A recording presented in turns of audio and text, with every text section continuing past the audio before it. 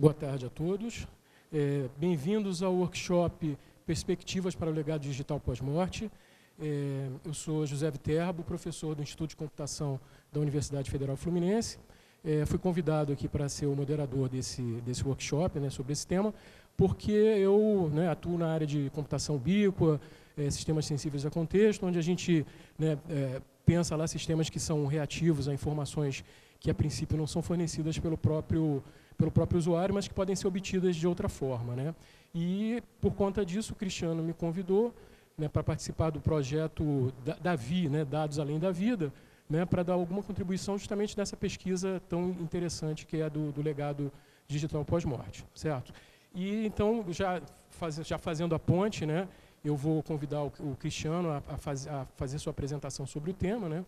Ele vai trazer aqui o ponto de vista acadêmico, científico, da parte de pesquisa. O Cristiano Maciel, ele é professor do Instituto de Computação da Universidade Federal do Mato Grosso. Ele faz parte da diretoria da Sociedade Brasileira de Computação, onde ele atua como diretor de eventos, é responsável por pela coordenação de mais de 40 eventos que são realizados por todo o Brasil. E desde 2011, então, ele é um dos pioneiros no Brasil. Ele está desenvolvendo pesquisas sobre a questão do legado digital pós-morte, onde é que a interseção da questão da morte esbarra nos sistemas computacionais.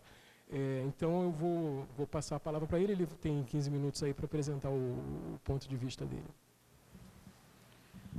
Obrigado, Viterbo. Boa tarde a todos. Queria começar já agradecendo o Comitê Gestor da Internet no Brasil por essa oportunidade da gente estar aqui discutindo vários temas caros, à internet e aspectos relacionados a ela no nosso país. E, em especial, para esse painel, gostaria de agradecer à professora Tanara e ao Vinícius, da CGI, que nos ajudaram a viabilizar, e a toda a equipe da CGI, que ajudaram nós a viabilizar diversas questões relativas ao painel. Esse é um tema que não é fácil de falar, ele tem muitos meandros, e a gente aqui conseguiu compor uma equipe que vai trazer diferentes interfaces do tema para a gente ter diferentes perspectivas. Espero que vocês gostem.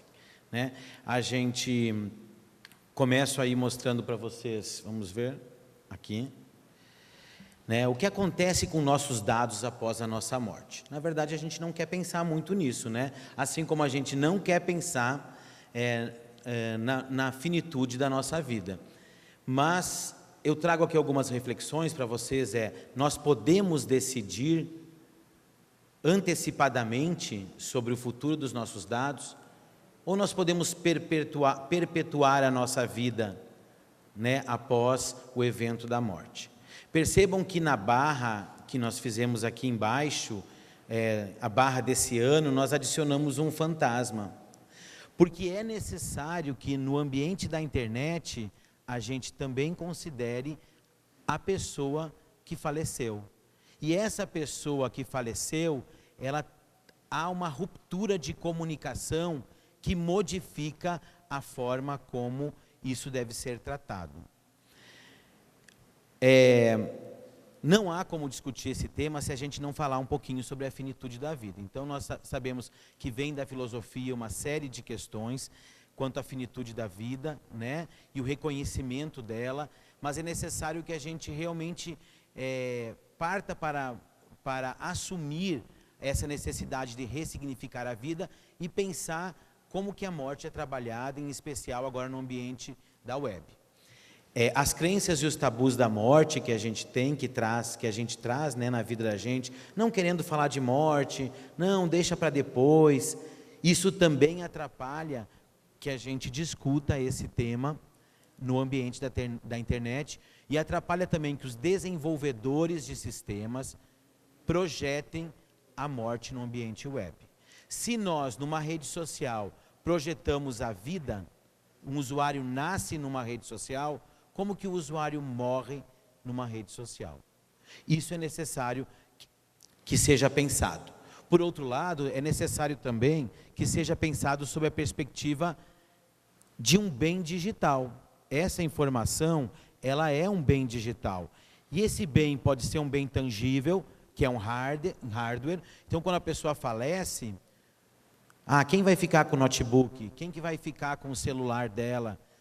Mas, por outro lado, nós temos as informações, que têm outro valor e que são bens intangíveis que a gente precisa dar conta de repassar como herança. Nessa perspectiva, acho que eu andei um a mais, surge o conceito de legado digital pós-morte.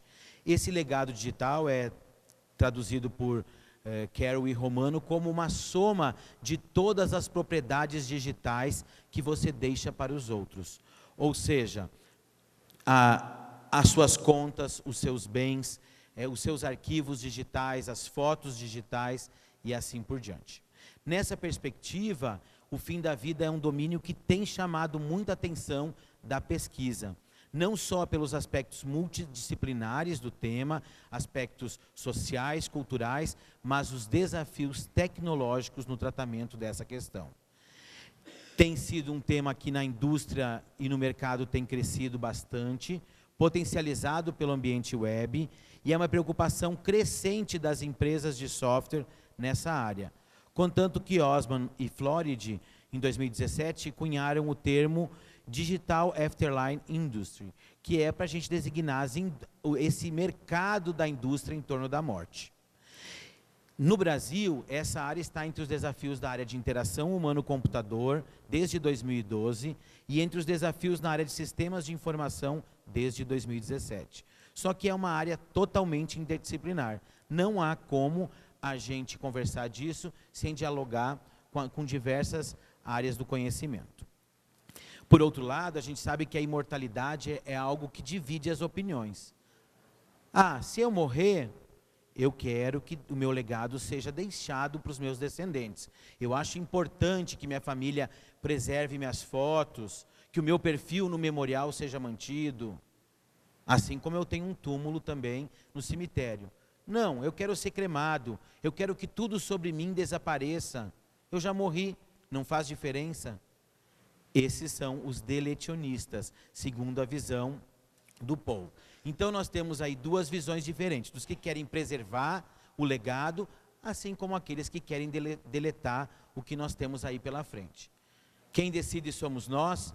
Nem sempre, né?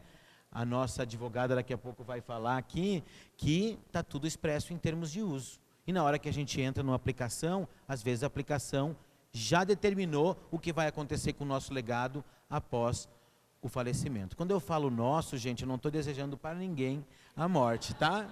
Estou desejando muita vida, né? Nas palestras eu até cuido para não falar, né? Eu até falo de mim, mas é o sentido figurado de professor aí, tá? Vocês vão demorar bastante para morrer, não se preocupem. O aspecto volitivo é um aspecto que a gente tem pesquisado desde que a pesquisa iniciou em 2011. A volição não é nada mais do que você ter a possibilidade de decisão. E a nossa perspectiva de engenheiros de software é que os usuários devem poder decidir em vida. É complexo? É. A gente não define sobre o testamento da gente, a gente não define sobre uma série de outras coisas. Por que nós iríamos decidir sobre o legado digital? Então, o nosso papel de engenheiros é estimular essa discussão, não só sob o ponto de vista das diversas esferas que nós temos aqui, mas também na técnica, no qual vão existir possibilidades, onde vão existir mecanismos para eu fazer isso no ambiente, nos ambientes sistêmicos. Mas essa é uma tarefa complexa. Então, em 2011, quando a gente começou essa perspectiva, a gente analisou várias possibilidades. Uma delas, de a gente dar a senha para terceiros. Inclusive, Carroll e Romano, o autor daquele termo lá sobre legado digital, no livro deles, do MIT, eles expressam que a gente deveria fazer uma tabela no Excel, dizendo assim, o meu login é esse, a minha senha é essa, o herdeiro vai ser esse. Por outro lado, tem uma outra possibilidade da gente baixar tudo que a gente tem na rede e deixar ali offline. Então você, como quando a gente foi sair do Orkut, você tinha a opção de fazer download de toda a sua conta e guardar aquelas informações para a sua memória. Outra perspectiva é ter vínculo com instituições do mundo real. Se você tem documentos no mundo real, como o certidão de óbito, como nós poderíamos fazer isso na plataforma web? E a solução que nós temos defendido bastante é da gente, nas próprias aplicações, embutir funcionalidades volitivas, ou seja, possibilidades do usuário decidir sobre isso. A professora Raquel Prates, junto com Robson e a professora Clarice de Souza, em 2015, cunharam o termo de antecipação da interação. Então, seria quando a gente consegue predizer o que a gente quer e entender que isso que a gente vai pré-configurar lá num sistema vai ter consequências futuras para quem vai acessar aqueles dados depois. E ela então criou um método que a gente chama desafios de antecipação da interação, que permite que a gente reflita melhor sobre como antecipar essas decisões. Mas, Cristiano, o que tem nessa área de palpável? Oliveira et al., que são pesquisadores de Portugal, dividiram essa área em 4 grandes áreas.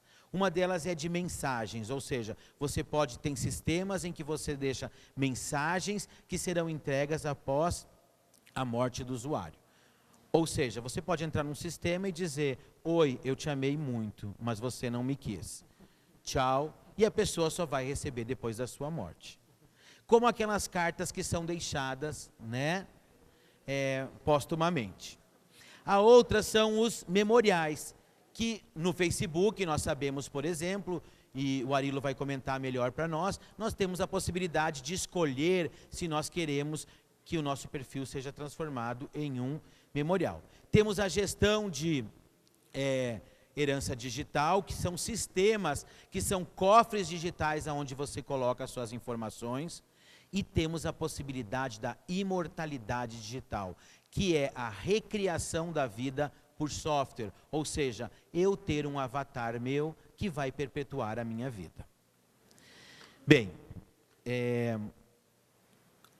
outro autor, Gulota, analisou 75 sistemas de legado digital, para vocês verem a quantidade de sistemas que estão sendo criados nessa área, e dividiu eles de uma outra forma. Então é muito interessante, nós vemos que tem uma perspectiva de luto, uma perspectiva de memória com os ancestrais, uma perspectiva de reflexão pública e debate sobre o evento da morte e assim por diante. Recentemente, o Fabrício Pereira e a professora Raquel Prates, da UFMG, criaram o framework Dilema, que é um framework que tem uma série de questões, entre elas a designação dos interlocutores, definição de herança, atribuições de funções dos envolvidos nessa herança, definição do status do usuário, porque uma coisa muito importante é como que a internet detecta a morte, a disponibilidade de herança e mecanismos de segurança. Um outro conceito caro a isso é o conceito cunhado por Maciel e Pereira, Maciel para não dizer que sou eu, né, em 2012, que é o de interação póstuma. E isso é o que as pessoas mais conseguem ver na internet, ou seja, é você interagir com dados de alguém que morreu. Então você navega na web e você está numa rede social e você vai entrando em perfis de pessoas que faleceram. Isso também gera o que a gente chama de manifestações de luto na internet. Ou seja, de você colocar aquela inserção de uma foto ou expressão luto, criação de grupos específicos, existem grupos de enterro, grupos de funeral e assim por diante, ou simples visitas que a gente faz aos perfis póstumos.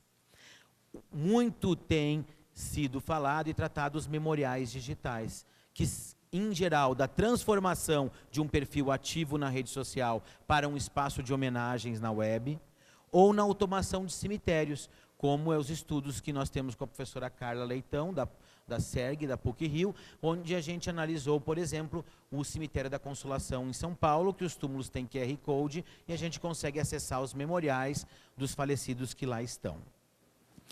Por fim, um outro tema caro é a imortalidade digital. Na nossa pesquisa, junto com o nosso orientando lá de iniciação científica, o Vinícius Galvão, mais a professora Ana Cristina Bicharra Garcia, da Unirio, o professor Viterbo, nós temos trabalhado aí com a imortalidade digital e ela tem vários meandros. Um deles é a questão dos memoriais, onde a gente tem analisado o que é mais importante, tudo é importante, mas qual o valor de perpetuar a memória de uma pessoa que é um público em geral ou de uma celebridade? E por quanto tempo essa memória ficaria perpetuada? Outra questão é a imortalização usando software. Nós temos softwares como o projeto Ether9, em que a usuária recriou a vida do amigo e você consegue conversar num chat com os dados do falecido. Não com o falecido, tá? Não fiquem apavorados, é só com os dados dele. E nós temos aplicações como o Livezone, que era do Twitter, que mesmo após a morte do usuário, ficava tweetando pelo usuário, analisando os padrões de comportamento. Temos também uma possibilidade mais avançada, que é algo que beira o Black Mirror, que é nós termos um avatar. Então, tem um projeto muito interessante para quem quiser olhar melhor, que é o Hanson Robotics, que tem uma cabeça robótica que o marido construiu da esposa e tem um vídeo dela falando com ela mesma, é muito interessante.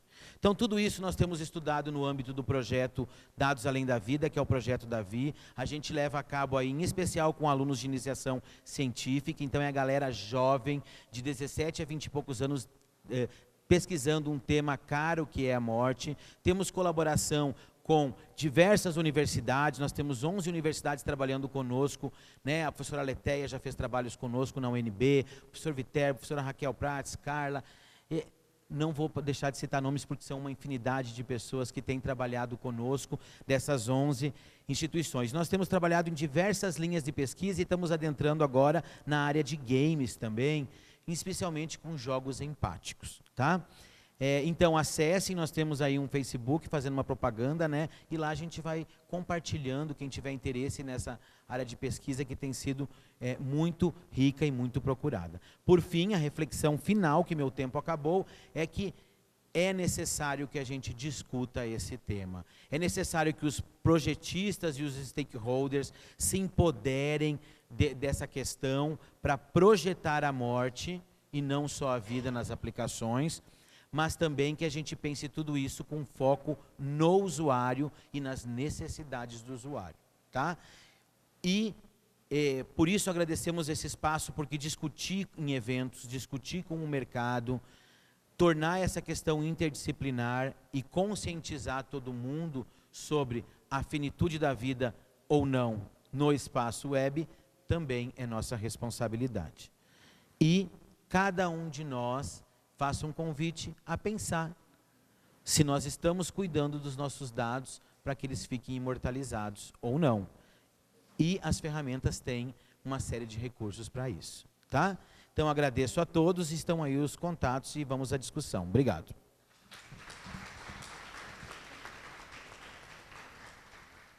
Muito obrigado, Cristiano. No final, né, quando vierem as perguntas, ele volta, né, para responder para o debate, né? Agora nós vamos ouvir Sônia Moreira. Ela é analista de sistemas e coordenadora da área de desenvolvimento de soluções do Tribunal Regional Eleitoral do Rio de Janeiro. E ela vai nos trazer seu ponto de vista sobre o tema legado digital no contexto governamental. Acho que está oscilando o som, né? Mas é melhor passar.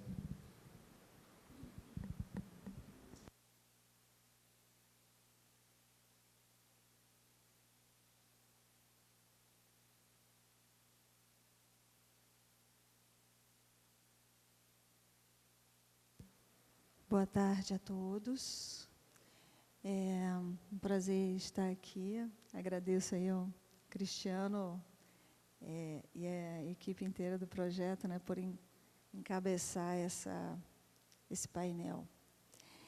Bom, eu vou falar aqui sobre os sistemas, um pouco sobre os sistemas de governo, como a gente se coloca nesse contexto, né? E realmente não é um tema fácil, né? A gente lê assim, registro formal da morte. Não é fácil de falar, mas como o Cristiano falou, é necessário, é bem forte e importante. E aí, para o governo, como é que começa? Né? Pelo registro formal da morte, que é feito no Registro Civil das Pessoas Naturais, o RCPN, com a famosa certidão de óbito. Por que o governo está interessado, digamos assim, preocupado, né? Por que é importante essa formalização? as principais medidas, na verdade, é o combate à fraude, de os benefícios que são pagos aos cidadãos continuarem sendo pagos a pessoas que não teriam direito após a sua morte. E, por exemplo, o INSS era onde tinha bastante esse problema, né? O beneficiário falecia e, por conta de ter a facilidade tecnológica, que agora o dinheiro do benefício cai direto na conta, tem uma senha, o beneficiário acessa tudo pela internet, então ficava fácil, né? Ele faleceu e a outra pessoa que tinha as senhas continuar nesse caminho. E aí veio a resolução, a lei que regulamenta a prova de vida, chamada prova de vida, em que o beneficiário aposentado tem que comprovar que está vivo indo a alguma agência, né? E assim, tem todo esse trabalho do governo no sentido de que a morte seja realmente rapidamente comunicada para que os sistemas saibam disso. E com relação à justiça eleitoral, acontece o cancelamento do eleitor. Onde é que estaria a fraude aí? Em um cidadão votar por pegar o título de alguém que já morreu. Por exemplo, em 96, quando eu entrei no TRE, eu participei de uma mineração de bancos de dados para identificar títulos que resultou no cancelamento de mais de 10 mil títulos na Baixada Fluminense, que eram pessoas que tinham falecido e o título não tinha sido dado baixa. Numa eleição municipal, isso era um número significativo, porque ainda era tudo manual. Hoje, o registro civil, quando o cidadão faz o registro do óbito, é enviado via sistema, que estão cada vez mais integrados, e essa informação chega no sistema da Justiça Eleitoral para que o título de eleitor seja efetivamente cancelado. Então, hoje, a possibilidade de um eleitor votar por outro que já faleceu é muito pequena, porque a Justiça Eleitoral vem aprimorando todos os mecanismos, todo o processo, né, de eleição, que vocês conhecem, tanto na celeridade, em apurar votos de 147 milhões de eleitores no Brasil inteiro, em 3 horas. A gente tem o resultado para a votação para presidente. Então, esse processo vem sendo aprimorado, mas só vai ser 100% garantido que um eleitor não vota por outro pela biometria. Por isso, a Justiça Eleitoral vem trabalhando no cadastramento biométrico, né? E aí eu vim falar sobre uma outra coisa interessante de sistema, que é o Documento Nacional de Identidade, que foi criado em 2017. É um projeto que vem avançando, começou em 2017 no projeto piloto, e a ideia é criar uma base com as informações do cidadão sendo compartilhada por todos os órgãos públicos. Seria a gente ter todos os documentos num só, ter um documento com todos integrados. Então, não ter mais aquelas dezenas de carteira disso, carteira de motorista, carteira de identidade, carteira do plano de saúde, etc.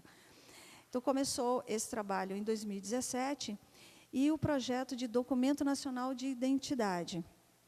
Tudo junto, visando facilitar a vida do cidadão, né? Simplificando e agilizando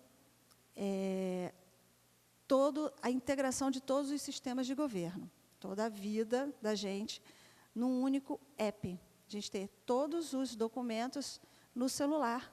E aí, perdi o celular, roubou o celular, é só baixar o app de novo, entrar com a senha, estão todos os seus documentos oficiais aqui. E esse projeto, ele é um projeto conduzido em conjunto, né, pelo Tribunal Superior e o Ministério do Planejamento. E esse trabalho conjunto, justamente a biometria cadastrada pela Justiça Eleitoral, é que vai dar essa certificação, e a segurança pelo Ministério do Planejamento. Tá bom, Sônia, o que isso tem a ver com o legado digital? Na verdade, com todas essas automações, usando a tecnologia para diminuir a burocracia, para centralizar os documentos e os registros do cidadão num aplicativo de celular, né, usando o máximo da tecnologia, tanto para facilitar a vida do cidadão, quanto para coibir eventuais fraudes, ele está dando um passo importante na transformação da relação governo-cidadão. Né?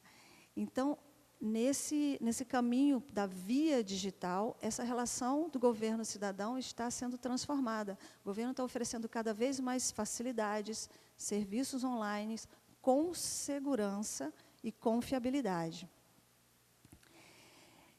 E essa integração, eu entendo que aí é que é a contribuição. Porque se todos os sistemas estão integrados e o registro da morte começa lá com a certidão de óbito no cartório, então, quando você registra e formaliza o registro da morte, isso é lançado num sistema, rapidamente vai para a Justiça Eleitoral, a biometria, os sistemas todos integrados, o governo pode fornecer a informação de maneira rápida para ser consumida pelas redes sociais.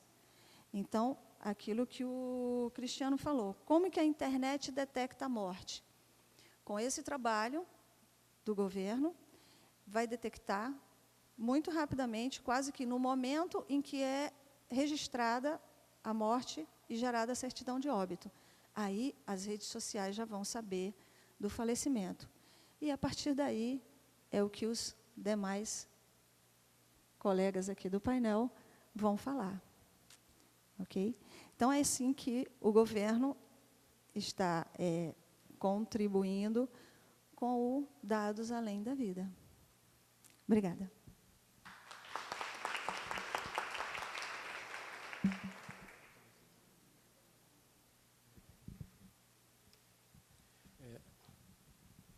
Muito obrigado, Sônia. A gente continua agora.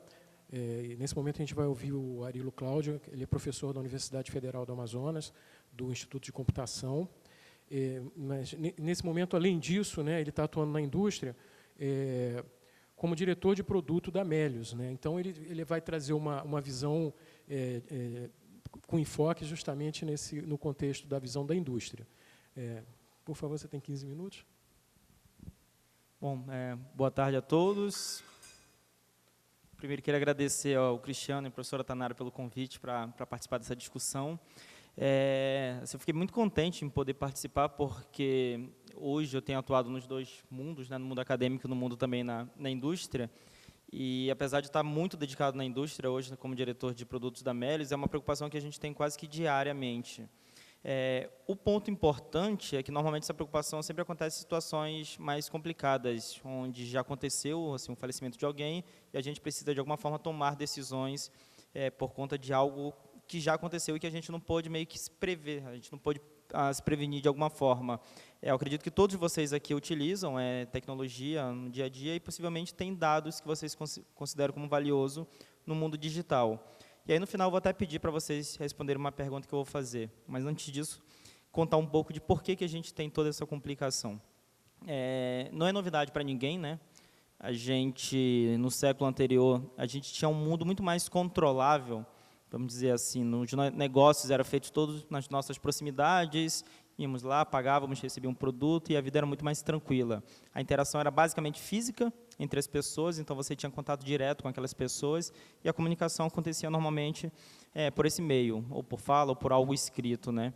E normalmente isso se restringia a um espaço geográfico. Também não é novidade para ninguém que hoje muito mudou. E aí essas mudanças, elas trouxeram uma série de complicadores que normalmente, assim, obviamente que o governo ele tem todo o seu trabalho, a preocupação para poder controlar essas situações, mas o impacto ele também é muito direto na indústria. Então, nós temos novos negócios digitais. E esses novos negócios, eles geram uma série de implicações em situações ainda não conhecidas, não vivenciadas pela sociedade. Uma delas, por exemplo, é a situação de pós-morte, o que fazer? não só com dados, mas de alguma forma com aquilo que a gente considera bens digitais, que eu vou comentar um pouquinho. Tem as redes sociais, então hoje a gente até conversa pouco com as pessoas próximas a gente fala muito mais via rede social, via internet como um todo, e tudo isso está na palma da nossa mão, utilizando os nossos smartphones. E aí, como eu estava comentando, uma das grandes diferenças que a gente tem com tudo isso são os bens. Então, no século anterior, a gente tinha como bem um automóvel na nossa garagem, a gente tinha uma casa, a nossa forma de identificação era o CPF. Então, o meu nome estar limpo era algo muito valioso para mim. Eu tinha dinheiro físico, e eu tinha um cofre, normalmente, em casa, onde a gente guardava nossos documentos mais importantes. Então, assim, eu acredito que muitos de vocês talvez não tenham mais o cofre em casa, mas viram seus pais, avós, que tinham um cofre escondido, que só ele tinha a senha. E naquele cofre, os documentos mais valiosos da família estavam ali. Hoje, a gente, obviamente, continua tendo todos esses bens, mas novos bens apareceram. Então, nós temos, por exemplo, não mais o cofre, a gente tem a nuvem. E todos os nossos grandes documentos, os mais sigilosos, estão na nuvem. Então, na hora que alguém me manda algo que eu não quero perder, e eu não quero deixar isso explícito para todos, eu salvo na nuvem, eu não salvo mais no meu cofre. Eu tenho moedas que não existem fisicamente. Eu tenho as moedas, criptomoedas. Então, assim, eu não consigo tocar naquela moeda, eu não consigo ir lá no banco e falar, me dê aqui agora a moeda em dinheiro, porque ela simplesmente não existe. Eu tenho comunicação que ela também não está mais impressa. Obviamente que eu posso imprimir, mas ela está numa caixa de e-mail que é absolutamente digital. Eu tenho o meu perfil, que para muitas pessoas hoje é muito mais valioso do que o CPF. E isso é a minha realidade hoje. Assim, eu posso estar com o nome sujo no Serasa, mas, pelo amor de Deus, não fale mal do meu perfil no Instagram, não, que isso vai me fazer muito mal. Eu ganho dinheiro, inclusive, com isso. Então, também tem essa preocupação. E eu puxei um pouco aí a brasa para a minha sardinha, né, e coloquei a Melius, que traz uma característica também nova, que é a ideia do bem financeiro, do ponto, do dinheiro, que ele está totalmente no mundo de uma carteira digital.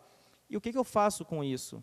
Ok, eu tenho os dados que eu não quero expor isso às pessoas, eu tenho minhas fotos, eu tenho conversas que eu tive, mas eu tenho coisas que eu monetizo de alguma forma com aquilo. E como é que eu lido com esses itens? E aí tudo isso gera uma série de complicações que, normalmente, como eu falei, alguém vai ter que ir desbravando.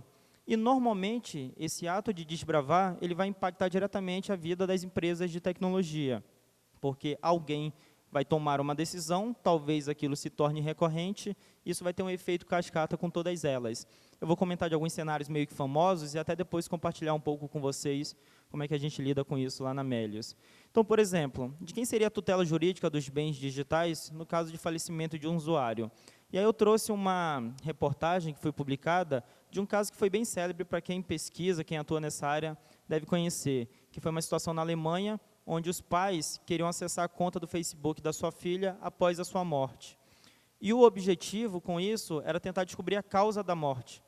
Eles tinham uma suposição que ela poderia ter se suicidado e eles queriam confirmar se aquilo era verdadeiro ou não e entraram na justiça para tentar buscar essa informação. Em um primeiro momento eles ganharam e teriam acesso a isso, o Facebook recorreu e ele criou a ideia do que seria o memorial. Então, todos os dados vão ficar aqui nessa área, você não consegue interagir com ele, você não tem acesso aos dados, mas os dados estão ali. Então, no servidor, os dados foram colocados numa área à parte. Por quê? Principalmente por privacidade. E aí é um outro ponto que a gente precisa discutir de uma forma muito intensa, a privacidade. Eu acho que lá no final eu vou trazer uma pergunta, mas de alguma forma já vou começar a instigar vocês aqui. A privacidade, eu acho que ela é uma característica, um desejo da pessoa independente do motivo. Então, nós temos as nossas contas em redes sociais, a gente tem talvez até o nosso cofre em casa, mas a gente tem uma senha daquilo por um propósito que é, de alguma forma, resguardar aquilo que eu interesso como privado, aquilo que é meu e somente meu. Então, assim, não esperando, assim como o Cristiano falou, que cada um de vocês aqui venha a falecer, pelo menos nos próximos anos, porque todo mundo vai falecer um dia, quem aqui se sentiria absolutamente à vontade em, sabendo que morreu, se por acaso você pudesse tomar a decisão pós-morte, de possibilitar que qualquer pessoa próxima a você tivesse acesso a todos os seus dados que estão disponíveis na internet? Por favor, levante a mão. Quem não teria qualquer problema, falar, pode ficar com os meus dados, sem problema algum. Algumas pessoas, 3 pessoas na audiência levantaram a mão. Eu não levantaria o meu. Por quê? Eu não tenho interesse nisso porque é um dado meu, independente de qual o motivo pelo qual eu não quero que as pessoas tenham acesso a isso. E percebo que essa discussão ela já vai para um cenário muito mais complexo, que, de novo, impacta as empresas de tecnologias. E aí, normalmente, vocês podem perceber que, quando acontece tudo isso, quem é preso? É o diretor da empresa de tecnologia. E aí, eu lembro que, quando me convidaram para a Melius, eu fiquei absolutamente amedrontado, porque toda vez que tem algum problema, tipo, o Google não quis divulgar os dados da conversa de não sei quem, prenderam o diretor do Google. E aí, fiquei imaginando, se a Melius crescer, será que eu vou ser preso um dia, porque eu não quis disponibilizar os dados? Então, assim, como o Cristiano falou, tem toda a questão de termos de consentimento, de uso daquela plataforma, mas, normalmente, a pessoa vai para a justiça. Eu vou até comentar depois de um outro cenário aqui. Então, bom, isso geram dúvidas. E aí, obviamente, como eu falei, vão surgir os desbravadores, pessoas que, de alguma forma, vão tentar buscar soluções, e isso vai impactar em nível, em nível nacional, em nível mundial. Então, por exemplo, a União Europeia, ela trata da seguinte forma, ela tem leis de proteção aos dados, mas elas não se aplicam a pessoas falecidas. Então, ela define que os próprios países que compõem a União Europeia podem decidir o que fazer com esses dados. Na Bulgária, em caso de morte das pessoas, os direitos são exercidos pelos seus herdeiros. Então, aquela mesma pessoa que teve acesso ao testamento de bens físicos, ela também tem acesso aos bens digitais. Nos Estados Unidos, os ativos digitais devem ser administrados por um herdeiro digital.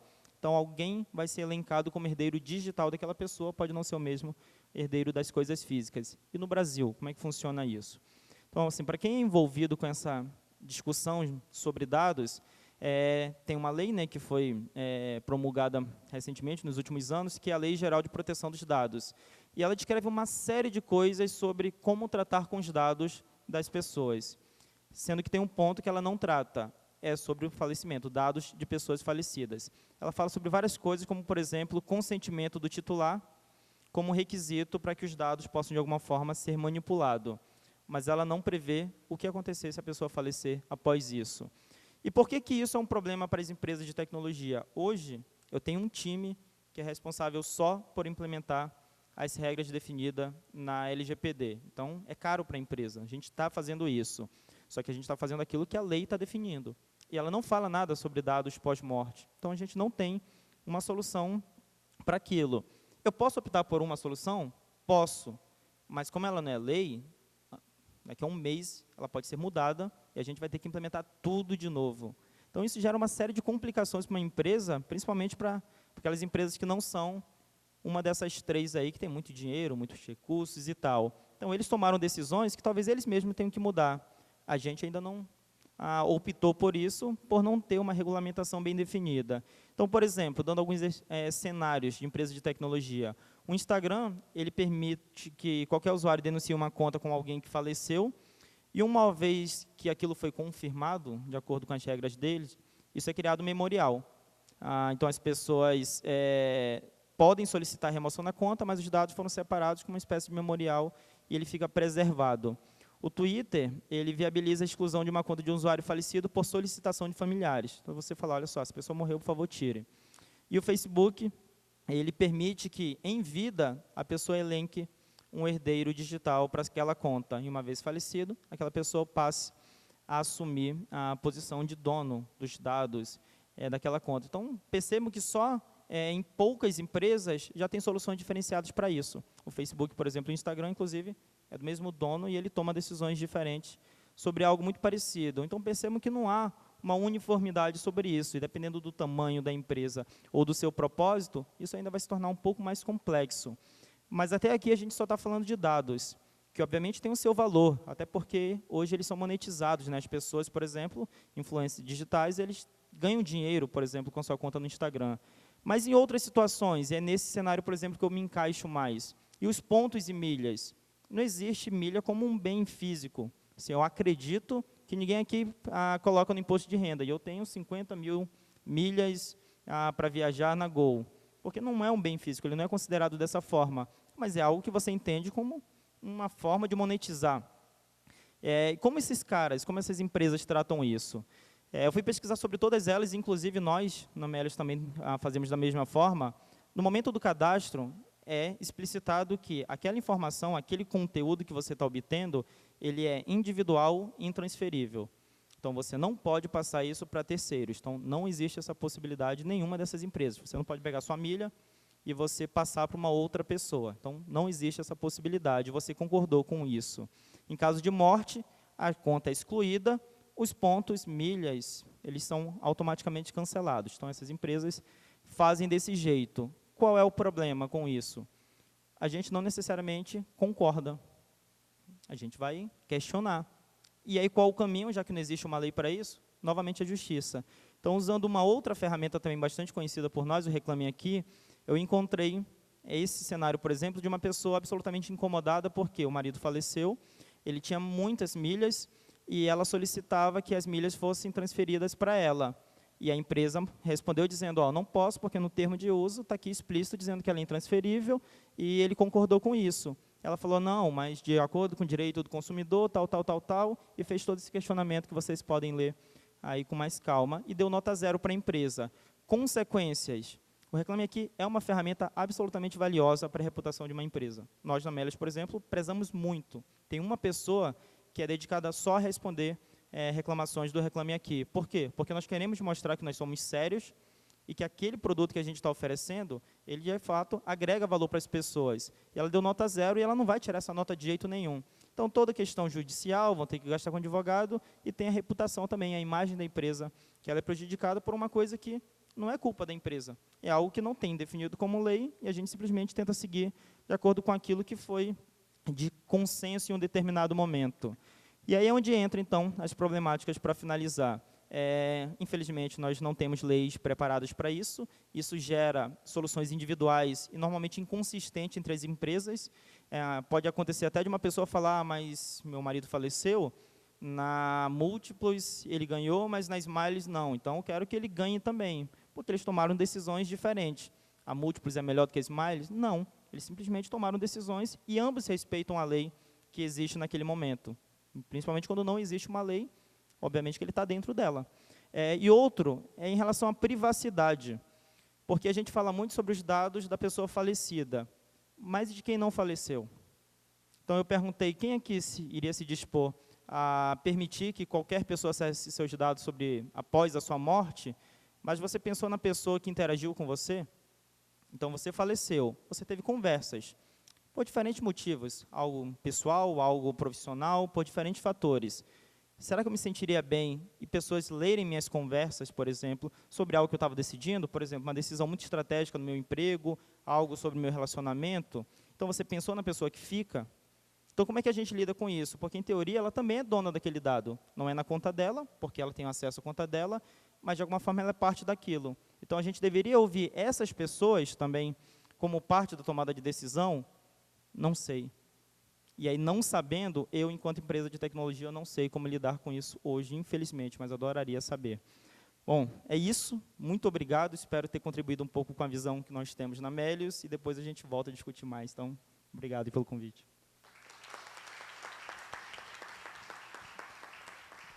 Muito obrigado, Arilo. A gente dá continuidade, né? Nós agora vamos ouvir a Mônica Stern. Mônica é advogada, ela é mediadora da OAB Rio de Janeiro.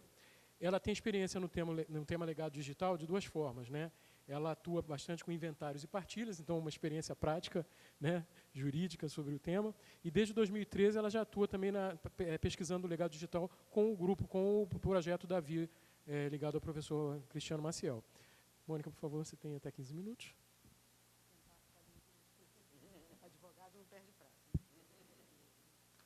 Boa tarde a todos. Eu queria agradecer ao Cristiano pela oportunidade. Realmente, a gente já vem pesquisando o assunto já há algum tempo. É um assunto que me é muito caro, muito querido e muito interessante, apesar de não haver ainda muito embasamento jurídico.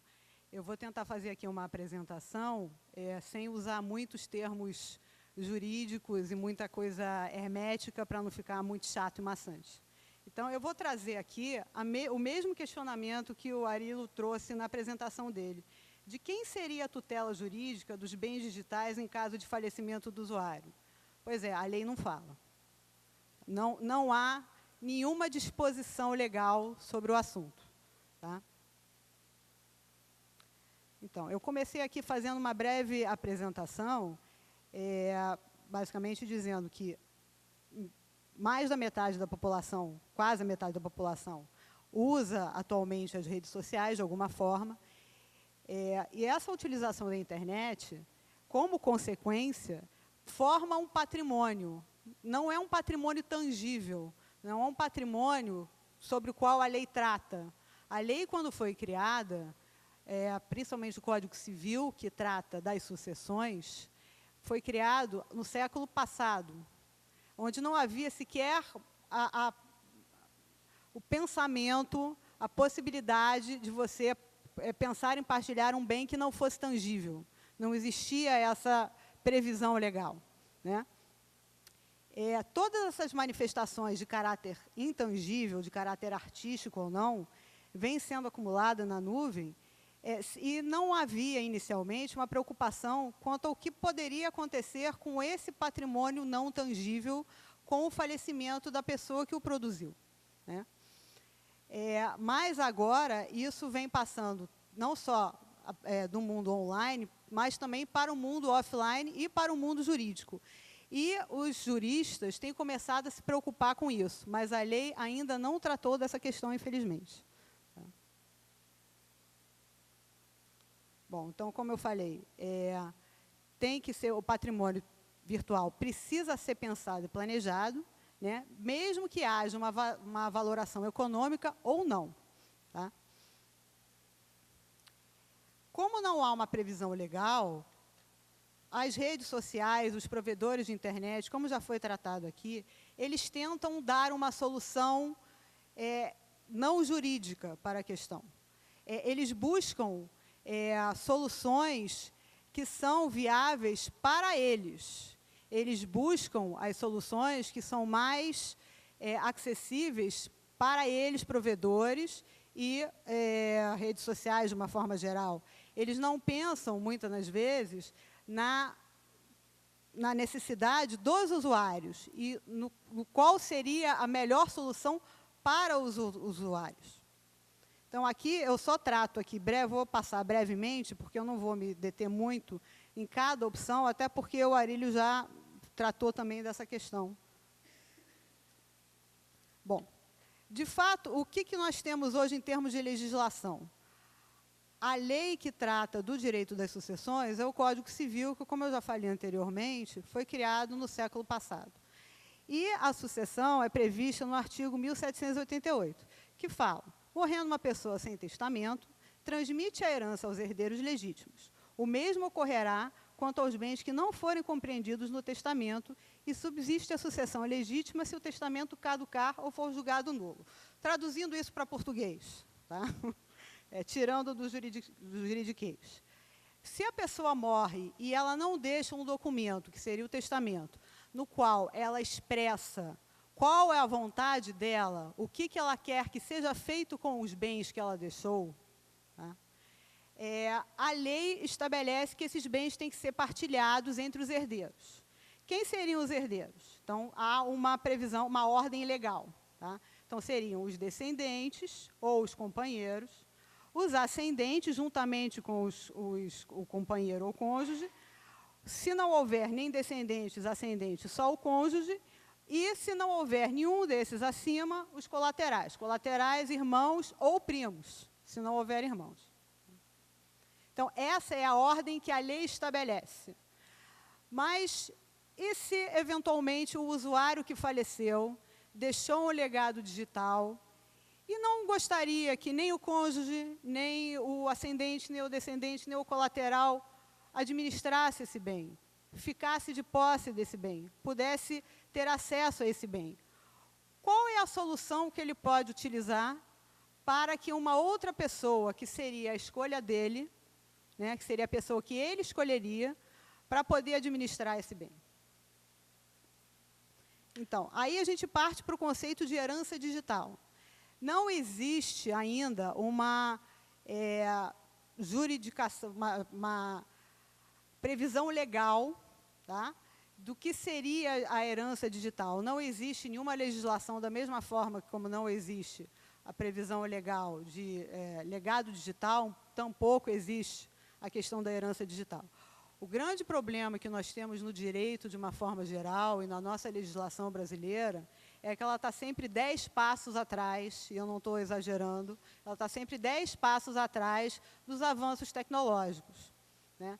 Então, muitas das vezes, o que os juristas, o que os juízes têm que fazer, eles têm que adaptar a legislação que já existe à situação, de fato, que não está sendo regulamentada por lei, tá?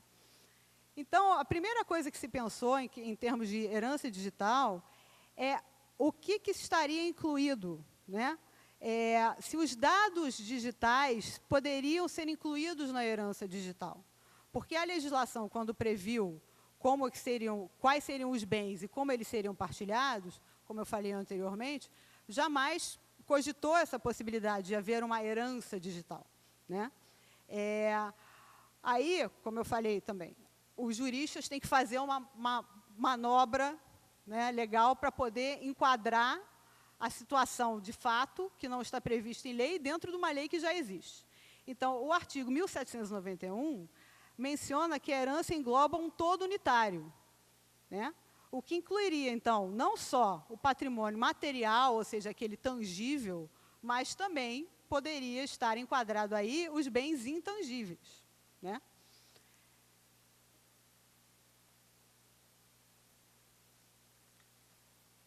E aí nós passamos a uma outra questão que também é muito importante, que eu tenho que tratar dela aqui para a gente poder passar para a próxima etapa, que é a questão do direito ao esquecimento. Da mesma forma como o usuário tem que poder ter o direito de dizer quem é que irá administrar o patrimônio, a herança digital dele após o falecimento, ele também precisa ter o direito de querer que todo esse patrimônio, se for do interesse dele, não seja administrado por ninguém, que esse patrimônio simplesmente seja excluído. Isso é conhecido como direito ao esquecimento, né? Esse direito ao esquecimento começou a ser tratado em questões de internet quando começou-se a fazer menção a situações de usuários, não necessariamente já falecidos, mas de situações que eram, de alguma forma, constrangedoras ou embaraçosas, ou que o usuário não gostaria que permanecessem online para que todas as pessoas pudessem ter acesso, mesmo muito tempo depois de elas terem ocorrido, e começou-se a questionar, esse direito ao esquecimento se sobrepujaria ao direito à informação? Então, as opiniões jurídicas e jurisprudenciais no Brasil têm sido no sentido de que o direito ao esquecimento se sobrepuja ao direito à informação, tá? E isso também deve ser aproveitado no que diz respeito ao legado digital e à herança digital. Então, se o usuário falecido manifesta expressamente que ele não tem interesse que aquele patrimônio intangível continue sendo disponibilizado online após o seu falecimento, essa manifestação de vontade precisa ser respeitada.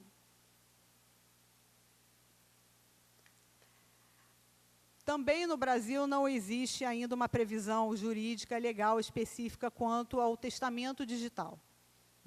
O testamento digital seria a solução mais simples e fácil para que o usuário pudesse fazer valer o que ele desejaria que acontecesse após o seu falecimento. Ele expressaria claramente, através de um documento, para quem que ele gostaria de deixar o legado digital, quem poderia ter acesso às informações, quem poderia fazer as administrações de todo o legado que ele deixou, certo? O testamento digital poderia se enquadrar dentro das disposições do artigo 1857, que trata do testamento de uma forma geral. Então, nesse caso, também, mais uma vez, a legislação existente pode ser aproveitada para também a questão do legado digital, apesar de não haver ainda uma legislação específica. No entanto, o que acontece muito, e isso não só em questões de testamento digital, mas testamentos de uma forma geral, as pessoas, quando elas são confrontadas com a possibilidade da sua própria morte, muitas vezes elas se amedrontam. elas não gostam de encarar essa possibilidade.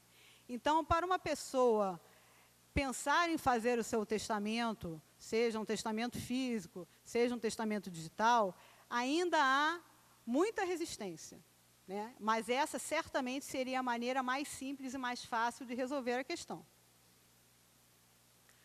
Quando há o falecimento do usuário, não há um testamento digital, não há um testamento, e como não há uma legislação específica no Brasil para tratar da questão, a solução buscada é sempre através de decisões do Poder Judiciário, o que cria, o que todo mundo já deve ter ouvido falar aqui, que é a famosa jurisprudência.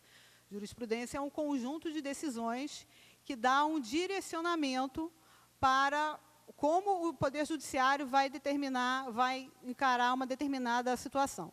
Então, no Brasil, ainda há poucas questões, há poucas decisões jurisprudenciais tratando da questão de como deve ser encarado o legado digital e a herança digital. Então, eu trouxe aqui duas questões. Uma primeira questão aconteceu num caso que correu dentro de um processo de direito de família, que ele corre em segredo de justiça, ou seja, o processo não é público. Então, isso torna mais complexo ainda que haja um acesso ao processo, que se possa entender exatamente o que se passou e o que motivou o juiz a tomar aquela decisão. Então, o pouco que foi colocado, disponibilizado, publicizado da decisão, foi o seguinte: dada essa digressão, tenho que o pedido da autora não é legítimo, pois a intimidade de outrem, inclusive da falecida Helena, não pode ser invadida para satisfação pessoal. A falecida não está mais entre nós para manifestar sua opinião, motivo pelo qual sua intimidade deve ser preservada. Em outras palavras, o juiz, quando foi solicitado que ele desse acesso aos pais da conta da sua filha que havia falecido, o juiz entendeu que não poderia dar procedência ao pedido, porque ele entendeu que o direito à intimidade, e aí, com base naquele mesmo raciocínio do direito ao esquecimento, se sobrepujaria ao direito à informação. Um outro caso muito interessante também foi uma questão, essa sim ganhou bastante publicidade, foi o caso de uma mãe que solicitou que a página do Facebook da filha fosse tirada do ar, porque, segundo a mãe, a página virou um muro de lamentações.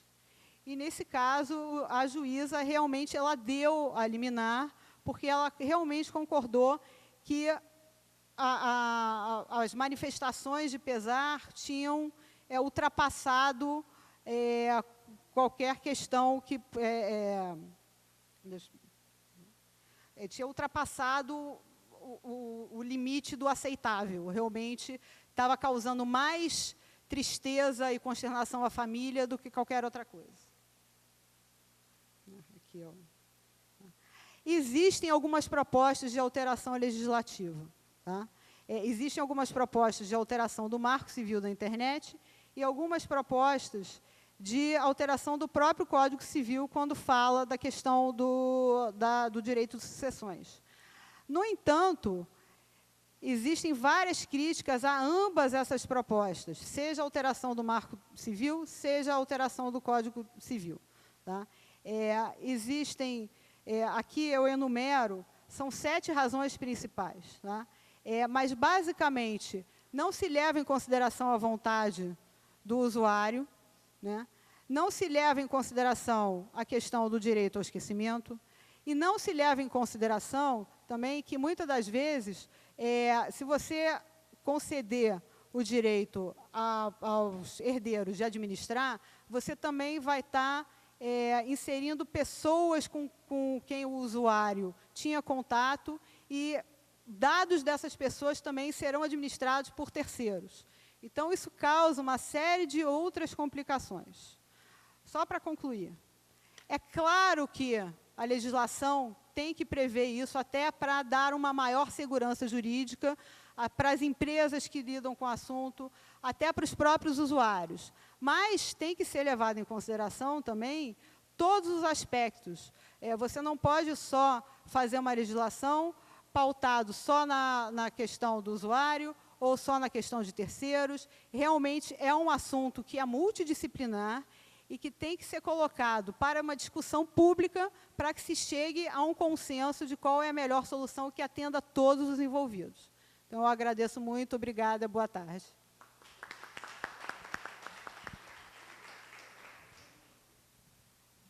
Muito obrigado, Mônica. Bom, agora a gente vai para a etapa mais interessante, né, onde a gente espera ouvir perguntas ou até mesmo depoimentos ou experiências, né, que sejam relacionadas ao tema. Então, a gente convida a todos que venham fazer suas perguntas. E pede que sempre diga assim, de onde é e tal, se apresente para todo mundo ficar sabendo.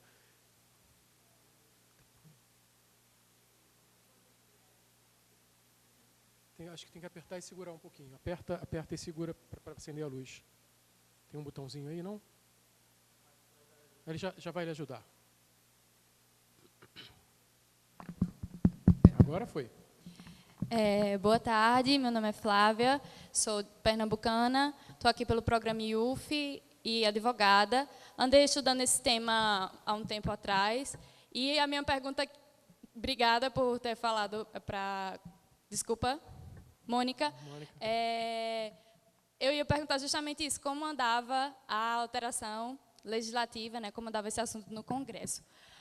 Mas a gente sempre fala de perfis, né, Facebook e tudo, mas a gente não pensa também em, por exemplo, bibliotecas de músicas e livros. Por exemplo, eu posso ter passado a minha vida inteira juntando livros digitais e depois tudo isso vai sumir ou ninguém vai ter acesso. E aí a gente vai ter que esperar, eu concordo que tem que ter uma consulta pública, mas quando é que isso vai ser aprovado? Porque nós esperamos para a LGPD ser aprovada 10 anos. E para o Marco Civil, só foi aprovado depois que a Dilma foi interceptada, enfim.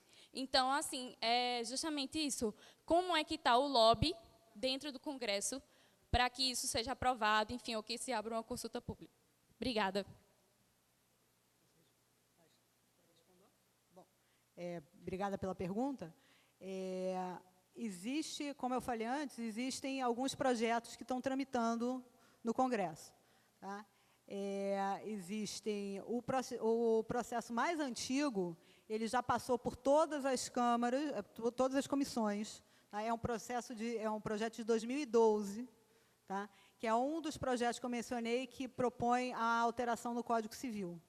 Tá? Então, ele incluiria alguns artigos, como eles fizeram das outras, incluiria um 768A, um 768B, para tratar exatamente da questão da herança digital. Tá? E ele propõe que os herdeiros, os mesmos herdeiros que a lei já estabelece como os herdeiros necessários para os bens tangíveis, que eles também passariam a administrar os bens intangíveis. Tá? Isso já passou por todas as comissões necessárias e agora depende de votação no Senado. Então, como tantos outros projetos de lei, não tem previsão. Sine die, doutora. Boa tarde, meu nome é Ariane, sou alagoana, sou advogada também. E também estou aqui pela a delegação do IUF. É um tema muito complicado e envolve fatores financeiros e da personalidade. Eu vi que vocês falaram muito sobre o assunto, parabéns, foi muito completa. Em relação ao caso que o professor trouxe, acho que a minha pergunta acaba sendo um pouco para a Mônica, mas não só os nossos direitos, no caso da pessoa falecida, estão em questão, mas também das pessoas que interagiam com ela dentro dessas redes. Então, você já percebeu se tem... A gente sabe que não tem lei, né? Infelizmente. Já foi amplamente aqui dito que é um problema, ninguém sabe como resolver. Mas, dentro do judiciário, que é a nossa resposta mais eminente para esses problemas que são tão ausentes de legislação, se você já encontrou algum em relação ao direito de terceiros. Por exemplo, quando você faz a liberação de um perfil, no caso da menina alemã, você está revelando não só informações daquela pessoa que talvez, eu questiono se é direito da família ou não conhecer, mas se assumindo esse papel, ok, mas e as outras pessoas? E os segredos, as fotos, as informações, a intimidade de outras pessoas, mortas ou vivas, que vai ser violado. Então, vocês conhecem casos de como isso está sendo tratado ao redor do mundo? Porque lei eu sei que não tem, mas a opinião e consideração de vocês sobre isso. Obrigada. Olha, especificamente sobre a questão de terceiros, eu particularmente desconheço algum caso que tenha vindo à tona. Existem algumas questões, talvez isso possa estar sendo ainda discutido, ainda em primeira instância, então ainda não houve acórdão, não houve criação de jurisprudência. Agora, pensando assim, do pensamento jurídico sistêmico, se uma pessoa que é terceira, que sabe que teve algum tipo de relacionamento com uma pessoa que faleceu e sabe que os parentes vão tentar administrar isso de alguma forma, caberá a ela, enquanto interessada, ingressar contra o espólio ou contra quem é o administrador, para tentar evitar que os seus dados pessoais sejam disponibilizados sem a prévia autorização. Agora, em termos de jurisprudência, eu, sinceramente, por enquanto, não conheço nenhum caso específico sobre esse tema, mas é muito interessante. Eu queria aproveitar e fazer uma reflexão, porque, na verdade, se nós olharmos nas redes sociais, no Facebook, por exemplo, se nós olharmos lá, há a possibilidade de a gente cadastrar o herdeiro, como já foi falado aqui. Então, você entra nas configurações, em segurança, privacidade, lá tem a possibilidade de você cadastrar um herdeiro. Esse herdeiro é alguém da própria rede social. Por enquanto, é um só, que está lá. Ou no Google Inactive Accounts, porque o Google chama de contas inativas, não trata a morte em si, mas trata a inatividade da conta. Você pode cadastrar vários herdeiros que vão confirmar ou não se você ainda está vivo. Ou você pode optar pela exclusão da sua conta. Então eu pergunto, alguém aqui na plateia já configurou o seu herdeiro numa rede social? Né? Então, essa é uma questão muito delicada, porque e por isso que a gente tem insistido que o tema seja muito discutido, porque o perfil ele fica ingerenciável. É como se fosse uma página estanque no momento da morte do usuário. Ele passa... Se a pessoa tinha uma série de questões de privacidade impostas, que ninguém poderia sequer comentar ou postar foto, esse perfil que se transforma num memorial, porque a rede tem lá no termo de uso que, se ela detectar, ela transforma diretamente num memorial, ele não vai servir como ambiente de memórias, ele vai servir como uma página estanque daquela pessoa naquela hora. Então, é muito interessante a gente trabalhar também nessa cultura de cadastro do herdeiro, ou optar pela exclusão da conta, porque isso muda bastante, né, a questão. Pois não? Eu posso fazer duas perguntas, a primeira é Por muito favor. rápida. Então, a primeira é para a Mônica, na verdade para a mesa inteira. Se vocês acham que existe uma incompatibilidade do que é previsto pelos termos de uso das plataformas e o regime geral de sucessões do Código Civil, porque eu penso, por exemplo, uma conta do Instagram que seja monetizada e que você, sei lá, um perfil de viagens, e a pessoa que está normalmente no controle daquela conta morre, mas aquela conta dá dinheiro. Então, por que um herdeiro dela não poderia começar a tomar conta daquela conta se existe ali uma utilização monetária como se fosse uma empresa quase? E a outra pergunta é para a Sônia.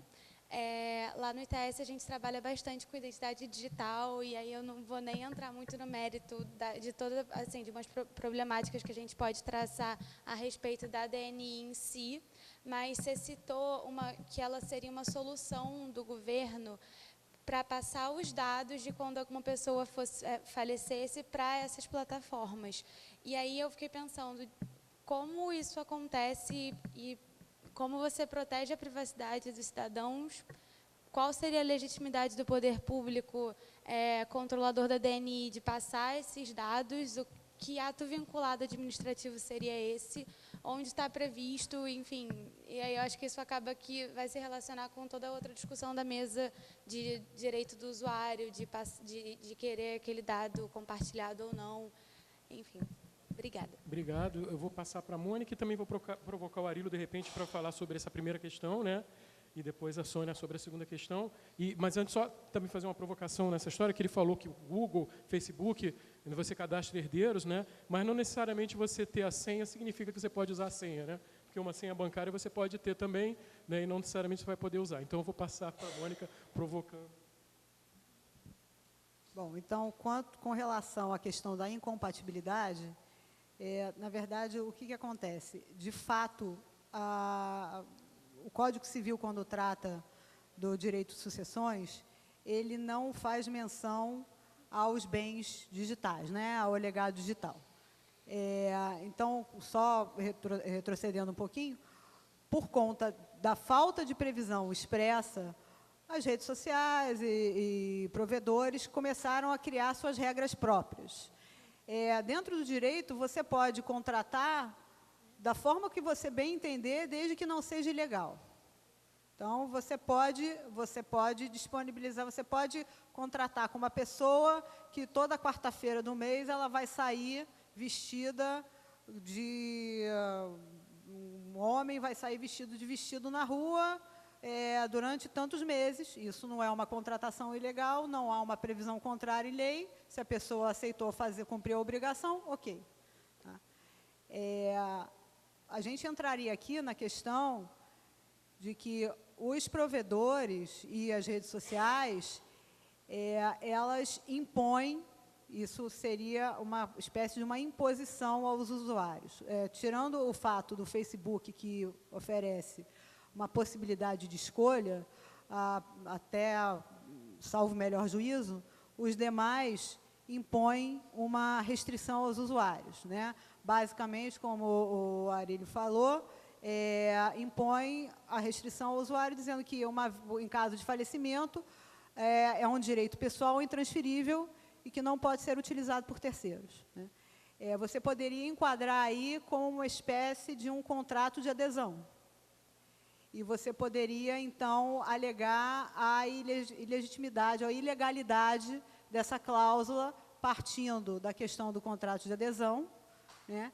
E também justificando exatamente o fato, como o exemplo que você deu, que a pessoa, o usuário que faleceu, utilizava aquilo como uma forma de ganhar dinheiro, uma questão que existe um lado financeiro que poderia continuar a ser utilizado.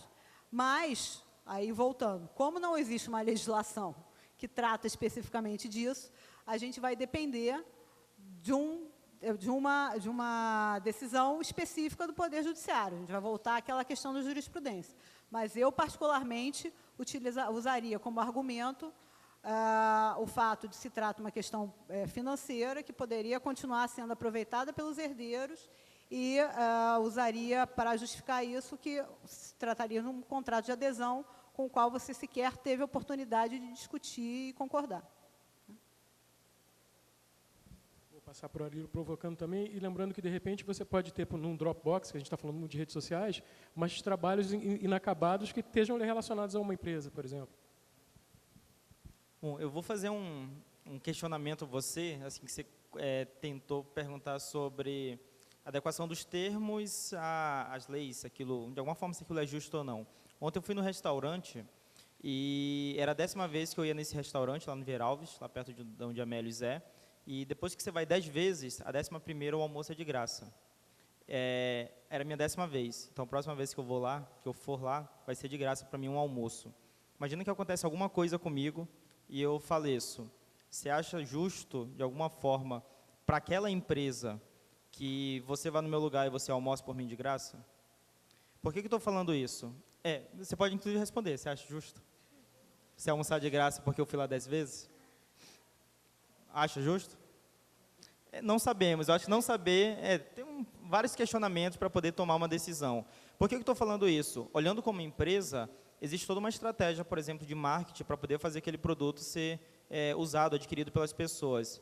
Então, assim, não é maldade das pessoas, da empresa, quando a gente fala, por exemplo, que isso é algo individual e intransferível. Uma estratégia de marketing fazer com que você, de forma recorrente, vá ao estabelecimento, gaste e com isso ele ganha, porque ele está dando de alguma forma benefício. Perceba que é exatamente a mesma coisa, por exemplo, com milhas. Você viajou de forma sucessiva numa empresa, numa companhia aérea, foi acumulando e ele lhe permite fazer viagens de graça por conta disso.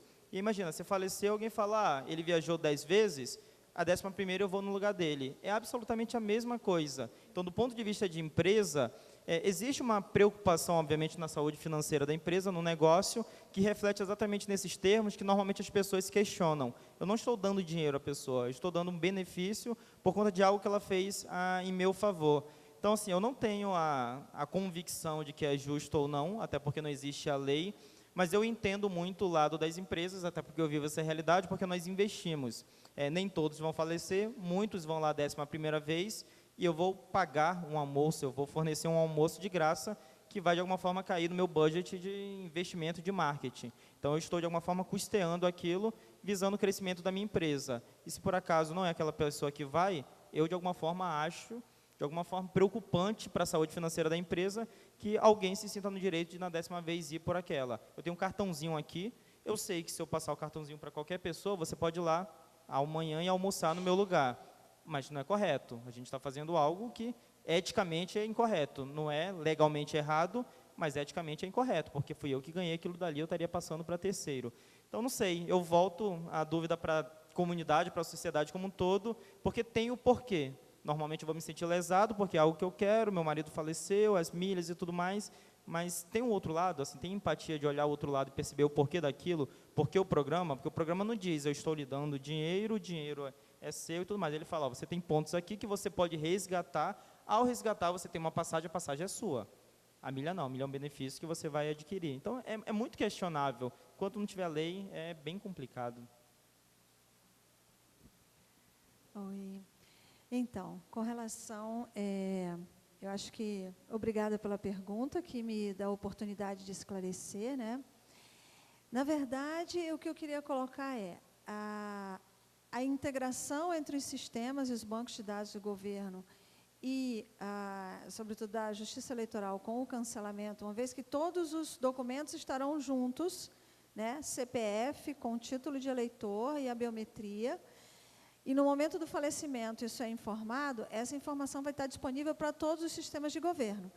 Ainda não tem legislação a esse respeito, até porque o desafio tecnológico disso, o desafio desse projeto, ainda não foi superado. A meta da Justiça Eleitoral é cadastrar os quase 150 milhões de eleitores, coletar as biometrias, são 140, em 2018, 147 milhões de eleitores, tem que cadastrar a biometria de todos esses eleitores no Brasil inteiro, para então ter o banco de dados e todos interligados, né? Os órgãos vão aderir. Então, o projeto ele começou em 2017, o DNI estava previsto para maio de 2019, mas já foi adiado para 2020, porque tem todo um contexto político, né? Quando trocam os governantes, tem que ter nova negociação e todo essa cadência que tem do serviço público de colocar esse projeto.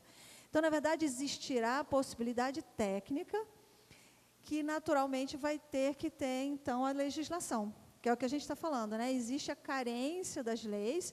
Então, hoje, os dados da Justiça Eleitoral são protegidos por lei, né, pela Constituição, pela Lei da Privacidade, e tudo isso é respeitado pela Justiça Eleitoral. Se isso vai ser informado, simplesmente, que o cidadão faleceu, naturalmente vai ter que ser regulamentado, vai ter que ter lei a esse respeito e tudo mais. Mas não adianta também hoje ter a lei sem ter a solução tecnológica ainda, né? Então, é uma cadência aí. Obrigada pela pergunta. Olá, boa tarde. Meu nome é Ariel e eu trouxe uma experiência que eu vivi no começo do ano, onde eu perdi uma amiga e ela teve um memorial no Facebook. Só que, por questões ideológicas e religiosas dela, né, esse perfil parou em um grupo e esse grupo se mobilizou para fazer discursos de ódio no perfil dela memorial. O administrador, que ficou responsável, né, o herdeiro dela, não consegue excluir os comentários. Nós, amigos, nos mobilizamos para fazer denúncias através dos comentários para poder excluir, né? Alguns deles foram excluídos, mas outros permanecem na página. Então, deixa de ser um memorial e traz uma tristeza, né, para a família. A questão que eu trago para a Mônica, né?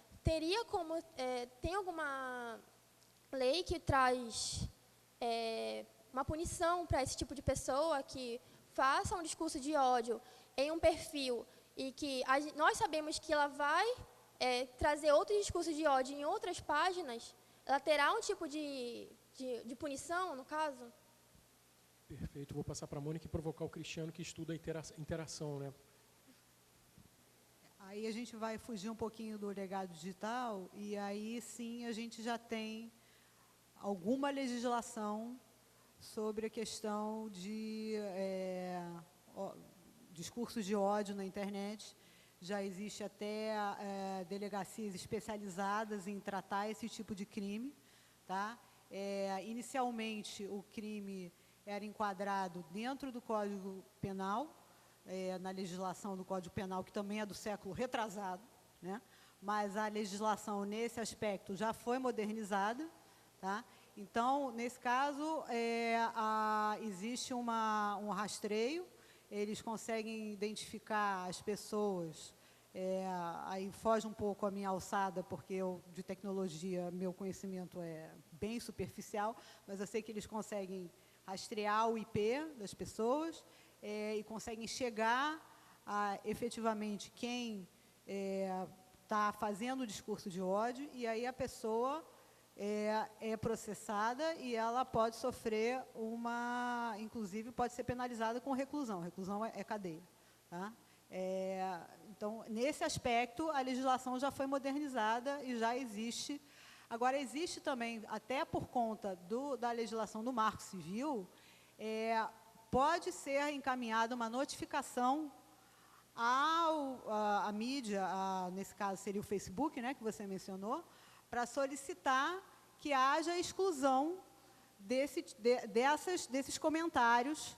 Já existe, inclusive, previsão legal quanto a isso. Tá? Aí, nesse caso, eu acho que valeria a pena vocês consultarem um advogado especializado. Tá?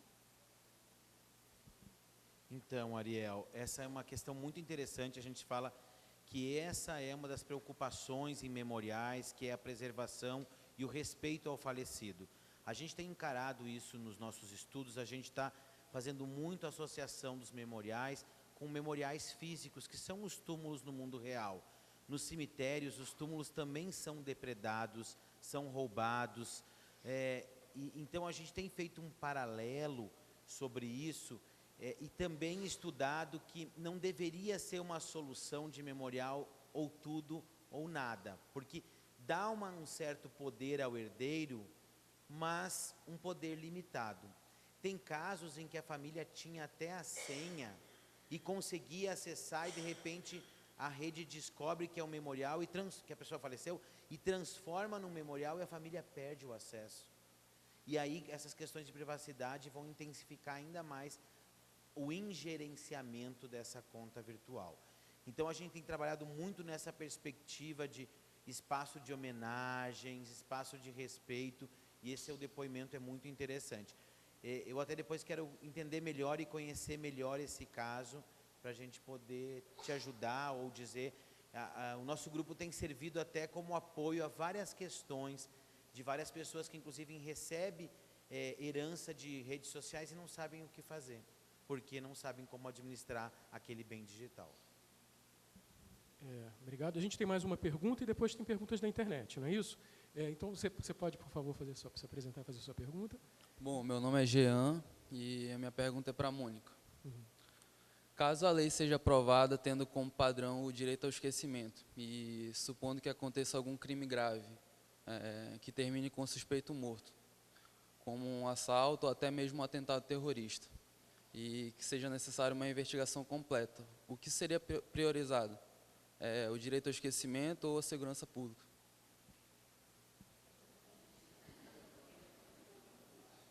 Vou precisar pedir ajuda aos universitários. Não, estou brincando.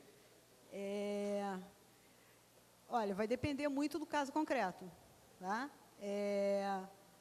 Na verdade, o direito ao esquecimento, ele também é uma construção jurisprudencial. Tá? E também é uma construção casuística. Ou seja, o juiz, ele analisa aquele caso específico dentro daquele aspecto e com base naqueles argumentos que estão sendo tratados. Aqui você está colocando também uma questão que envolve segurança pública. Você mencionou um atentado terrorista, né? Nesse caso, assim, dentro dessa construção que você fez, numa perspectiva assim, bem geral, bem genérica, eu entendo que aí seria um caso de segurança nacional, né? Então, aí a soberania do país e a segurança nacional, ao meu ver, nesse caso específico, sem entrar em muitos detalhes, se sobreporia à questão do direito ao esquecimento. Mas, mais uma vez, é uma coisa específica, tem que ser analisado caso a caso, questão a questão, dependendo de cada aspecto. Tá? Obrigado. Você ia fazer pergunta também? Eu vou pegar as perguntas da internet, a sua a gente dá uma geral e aproveita para fazer o encerramento. Você pode ler para a gente as questões da internet? Oi. Tá, a gente teve uma pergunta que é da Isabelle Cristine, de Vitória da Conquista. E a pergunta é para a Sônia. Então, eu vou ler a pergunta dela. A Sônia, em sua fala, ressaltou os benefícios do uso da unificação dos documentos pelo governo brasileiro, usando a internet para modernizar a sociedade. Contudo, sabemos também dos riscos que essa digitalização traz, principalmente em relação à segurança e à proteção de dados. Diante disso, como o governo brasileiro está se preparando para enfrentar esses riscos e garantir a proteção dos dados da população? E, além disso, como evitar falhas no processo de cancelamento dos dados dos cidadãos após a sua morte? É isso. Perfeito. Você pode fazer a sua pergunta também, que a gente já fica com as duas perguntas. A minha pergunta é, assim, agora, algumas empresas, aplicativos, etc., elas até mencionam, como vocês disseram, nos termos de uso. Isso fica meio escondido, né? A gente sabe que a morte é meio que um tabu aqui na nossa cultura. Então, se, de alguma forma, as empresas que decidiram fazer alguma funcionalidade que trata esse assunto dentro da própria plataforma, como o Google fez ou como o Facebook fez, se elas decidissem deixar isso um pouco mais explícito, tipo, a pessoa está criando a conta e algo é mencionado explicitamente, porque é um assunto muito sério, né? E a pessoa tem que saber o que os dados dela vão passar. Se isso fosse explícito mesmo, e alguém dissesse assim, e perguntasse, ei, quando você morrer, o que você quer fazer com seus dados? Como vocês acham que isso afetaria a experiência do usuário? Tipo, ele vai usar a rede sabendo que em algum momento alguém vai ver, a mãe dela, ou o pai, ou o namorado, ou então ela vai usar a rede sabendo que depois tudo vai sumir, que é provavelmente a resposta mais fácil, né? Mas é isso, eu acho. Como vocês acham que afetaria o uso das plataformas, tendo essa consciência assim, antes do próprio uso? É isso. Obrigado. Eu vou provocar o Arilo com essa pergunta, né? E passando então para a Sônia e para o Arilo, por favor. Bom, então, respondendo às questões da Isabelle. Na verdade, eu falei, talvez, né, rapidamente, mas a segurança é feita pelo Ministério do Planejamento da mesma forma com a tecnologia do Brasil Cidadão. Tá?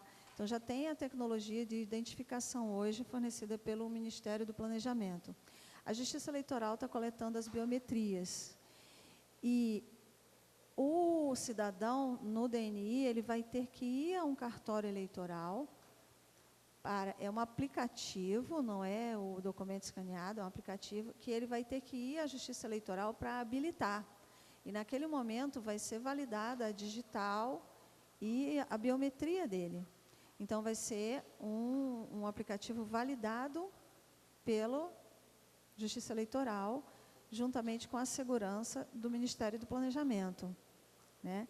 E outros órgãos parceiros. Então, essa segurança vai ser garantida, como já tem outros mecanismos hoje dos sistemas financeiros.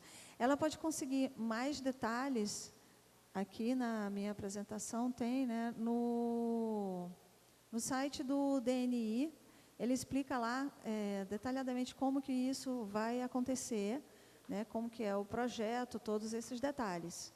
Mas a segurança, o arcabouço é isso, são os dados biométricos que garantem que aquela pessoa é ela mesma e a segurança da tecnologia desenvolvida já pelo Ministério do Planejamento. Tá? Esse projeto está sendo construído, no momento tem CPF da Receita e o título de eleitor e algumas identidades também. Tá bom? Bom, sobre a pergunta sobre pedir para o usuário cadastrar, né? Qual é a minha visão? Eu não vou querer parecer que a gente só pensa em dinheiro enquanto empresa, até porque parte da minha vida foi totalmente acadêmica, ainda sou professor, então não vivo só buscando dinheiro. Mas uma coisa que eu posso te deixar bem convicta é, se durante o cadastro a gente perguntar isso do usuário, muitos não se cadastrarão. Por quê? Porque eles vão se sentir muito amedrontados com aquilo.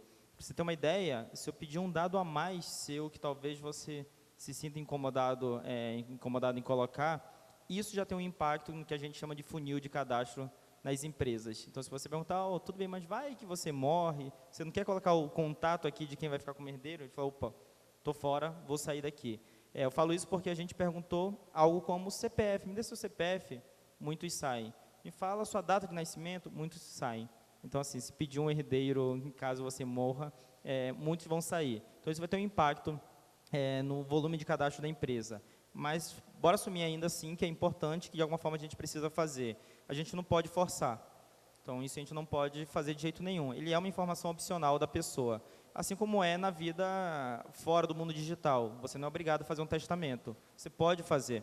Se você não fizer, as leis, de alguma forma, vão direcionar quem são os seus herdeiros, porque você optou em não fazer um testamento. Então, eu não posso obrigar a fazer, poderia ser opcional.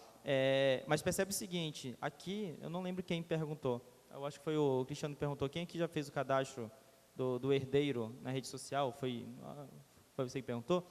2 pessoas levantaram a mão. Então, existe essa opção no Facebook, provavelmente quase todos aqui devem ter Facebook, ela é opcional, está ali para você fazer e 2 pessoas fizeram. Então, assim, percebe que mesmo se fosse isso, eu não sei se as pessoas iriam cadastrar, porque muito do que você falou, eu acho que a nossa cultura, existe um tabu da morte, é muito difícil imaginar que hoje eu vou sair daqui e vou falar, putz, eu tive lá uma discussão bem interessante, não vou esquecer de cadastrar meu herdeiro caso eu morra no Facebook, porque assim, é difícil a gente imaginar isso. Eu lembro quando a minha avó, ela optou em fazer um plano de uma funerária, minha avó, até hoje ela é viva, ela tem um plano há mais de 10 anos. Todo mundo olhou assim, com medo para ela, falando, vó, a senhora vai fazer um plano na funerária? Ela que for, eu não vou dar trabalho para ninguém quando eu falecer. Então, aquilo dali já foi uma coisa que nos assustou bastante. Então, acho que nós poderíamos buscar, de alguma forma, incentivo ao cadastro, mas eu não sei se a gente conseguiria ser tão eficiente por conta da cultura, da cabeça das pessoas. Obviamente que isso não impede a ideia que a gente falou da lei, para tudo mais, mas sim, a gente poderia, mas confesso que eu não sei o quanto que a gente conseguiria. Sai de 1% de cadastro para 5%, o que é um volume absurdo, sim, mas possivelmente a gente estaria incomodado com 5 como um número pouco, que a gente gostaria mais de alguma forma para ter isso mais evidenciado. Então, para mim é um caminho, assim, acho que é algo que nós podemos fazer nessa direção, mas eu acredito que precisa muito mais de discussão na sociedade para poder tornar isso algo mais natural, de a gente entender que o compartilhamento dos dados é algo natural. Só um paralelo rapidinho, assim, aproveitando de dos comentários que foram feitos, de conversa entre pessoas, se a gente permite ou não, um morreu, mas o outro está vivo, tem uma série de coisas aí que pode impactar nesse mundo, e aí, de novo, impacta a empresa. Por exemplo, eu posso ser um compositor, e eu mandei para você no WhatsApp uma letra de uma música nova que eu compus, e ficou ali e eu morri. Aquilo dali também tem um valor financeiro absurdo, dependendo de quem é o compositor. De vez em quando a gente encontra um quadro perdido de um artista famoso e tudo mais. Então, tem uma série de discussões ali, que eu acredito que a gente ficaria algumas horas a mais aqui conversando. Muito obrigado, Arilo. A gente passa agora para o encerramento. Eu vou convidar o Matheus Barros, que é o nosso relator, para fazer um resumo rápido aqui do que foi discutido, né? Ele é professor da UFRJ de Engenharia da Produção, mas também se debruça sobre a questão da morte, porque ele está fazendo um doutorado na PUC-Rio em filosofia e estuda filosofia da tecnologia. Então, vai trazer aqui um ponto de vista filosófico para a gente. Bom, gente, só para salientar alguns pontos, eu acho que essa discussão, como o Arilo comentou, poderia se dar indeterminadamente, mas tem algumas coisas que a gente precisa ressaltar, né? A morte aqui, ela não pode ser tratada hoje na nossa sociedade não só como um fenômeno biológico, seria muita inocência nossa, mas ela é também um fenômeno que é constituído, é sedimentado de forma histórica e cultural. Ou seja, a forma como a nossa sociedade lida com a morte passou por diversas transformações ao longo da história e ela está cristalizada em uma série de características bem peculiares hoje, onde existem, como vocês perceberam aqui no nosso debate, vários tabus e várias coisas que são bem sensíveis. E, naturalmente, as soluções que a comunidade científica vai pensar para esse tipo de problema não pode estar descolada de um aspecto cultural, porque a forma como, por exemplo, a nossa sociedade brasileira atual significa o fenômeno da morte é completamente distinta da sociedade japonesa, da sociedade europeia. Então, isso vai causar um grande impacto em como esses mecanismos de legado digital pós-morte vão ser estruturados e quais são as questões que vão estar orientando esse debate, né? E falando um pouco mais sobre essa questão do grande tabu que existe na morte na nossa sociedade hoje, a gente pode pensar um tabu como um local onde a fala acerca desse tópico é interditada, né? Então, ao mesmo tempo, existe uma situação que é bem paradoxal, né? A gente, ao tempo todo, consome uma mídia que a morte existe de maneira muito veemente, quando a gente vê, por exemplo, nossos filmes de ficção científica, filmes de ação, onde cenas desse tipo são consumidas a todo momento, e também como episódios tristes, né, recentes, onde, por exemplo, as pessoas compartilham o tempo todo fotos de catástrofes e até recentemente de ataques terroristas que envolvem situações bem complicadas, mas porque parece que existe uma necessidade de consumo por parte da população dessa mídia desse tipo, mas ao mesmo tempo se evita a todo momento um debate mais sério sobre isso, articulado com a sociedade, com as partes interessadas, né? Então, observem, existe um tabu aí, um dilema que é bem complicado, né? Por um lado, a morte ela está num lugar de silenciamento na nossa sociedade, mas, por um lado, ela é consumida a todo momento de maneira indiscriminada, sem que isso cause espanto a ninguém, né? E essa situação diagnosticar essa situação talvez seja algo bem mais interessante. Mas, e outra coisa que eu queria propor também é como esse tema ele está sendo discutido aqui, vocês perceberam que ele tem basicamente duas características, né? Ele é um tema muito pouco explorado ainda, mas ele é muito urgente, né? Ele é muito urgente porque ele é incontornável, ou seja, a nossa sociedade, uma hora ou outra, vai ter que lidar com esse debate sobre o que a gente consegue fazer, como é que a gente lida com a morte no meio digital. E isso envolve aspectos que são necessariamente multidisciplinares e interdisciplinares, passando por aspectos que são técnicos, jurídicos, empresariais, governamentais. Então, o que eu acho que, por exemplo, o que esse fórum aqui está fazendo é uma parte muito importante desse debate, que é conseguir trazer a sociedade para esse debate e, através disso, de uma participação dos vários atores, constituir alguns mecanismos regulatórios que possam ajudar a implementação de medidas que sejam mais efetivas, né? E não só implementar medidas mais efetivas, mas que coloquem as pessoas para pensar sobre esse problema, né? É um grande problema que vai afetar cada vez mais a nossa sociedade, inevitavelmente, porque a gente vive num mundo onde a virtualidade se sobrepõe cada vez mais ao mundo real, né? Então, a finitude no mundo virtual é algo que vai ter que ser lidada e vai ter que ser trabalhada, né? Então, eu acho que é isso. É um debate que tem que ser realizado. Espero que essa iniciativa aqui, que foi fomentada pelo fórum consiga se proliferar e ganhar cada vez mais voz, assim como vários debates que eu vejo que são muito importantes que estão sendo realizados nesse fórum, né? Ou seja, de certa forma de se perguntar sobre a nossa tecnologia de um ponto de vista um pouco menos ingênuo, porque o desenvolvimento tecnológico, né, como motor de configuração da nossa estruturação da sociedade hoje, gera impasses muito grandes, né, e dilemas ético-políticos que têm que ser trabalhados com uma ampla participação social.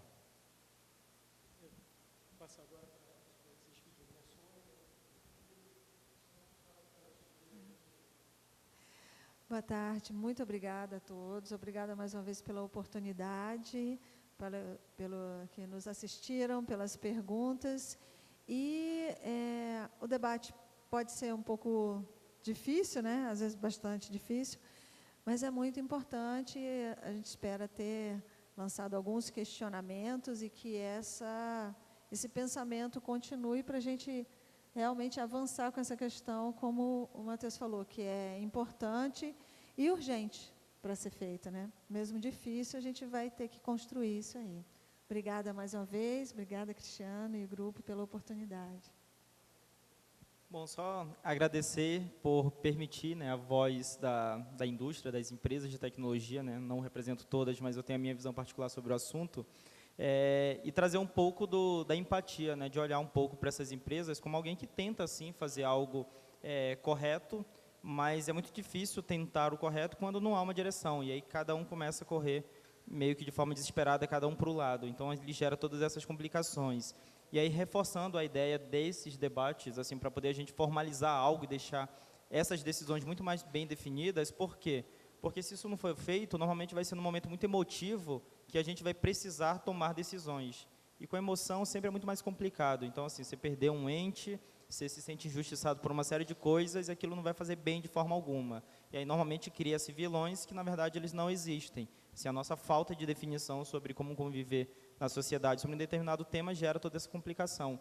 Então, assim, ter essa discussão e avançar e nós pudermos levar isso adiante em novos fóruns, em novos contextos, chegar a políticos, etc., eu acredito que é muito importante, porque todo mundo ganha com isso. Se não acredite que para uma empresa de tecnologia é fácil simplesmente falar não vou transferir algo para você, porque não é simplesmente forma que ela definiu para tentar lidar o modelo. Então, a gente chegar a um consenso é muito importante. Então, obrigado por permitir compartilhar um pouco das dores sobre tudo isso com vocês.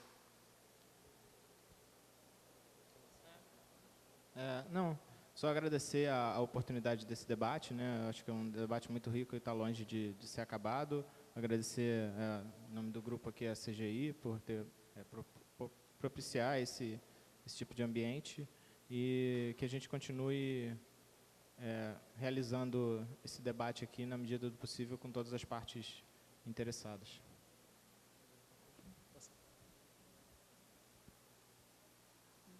Eu acho essa discussão extremamente instigante, juridicamente falando.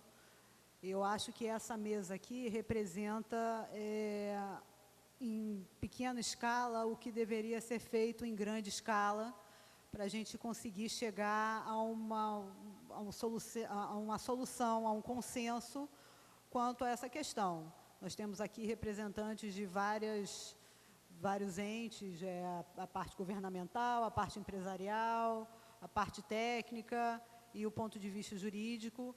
E com base em todas essas visões, é que tem que ser buscada uma solução. Como eu falei antes, a solução não pode vir de A ou de B.